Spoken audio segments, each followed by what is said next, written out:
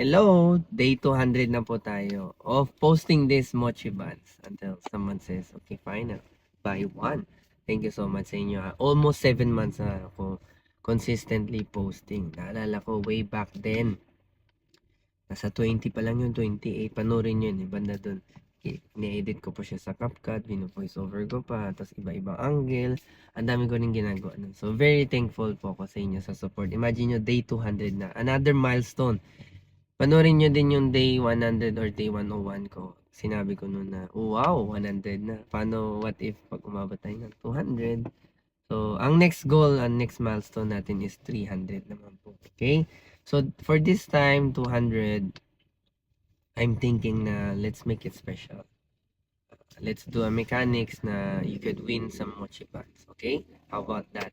So, all you have to do is comment what flavor na gusto nyong i-try or gusto nyong i-try ulit kung nakabili na kayo before. Kung hindi pa kayo nakabili, anong flavor ang gusto nyong i-try.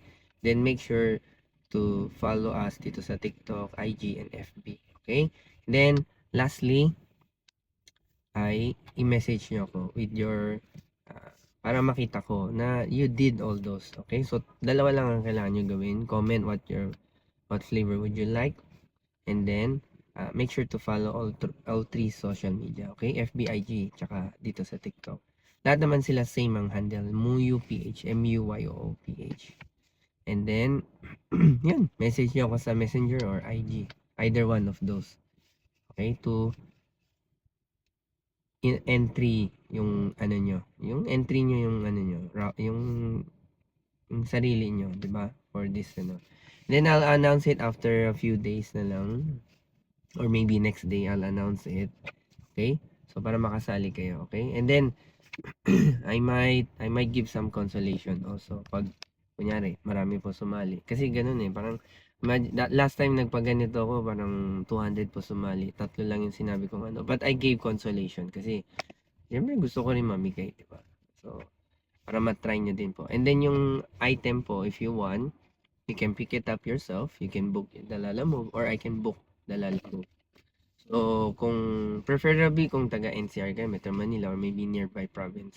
Siyempre, kung taga Visayas, Mindanao kayo, it might not be a good idea din to ship, pero it's up to you kung yan yung prefer nyo. Yan.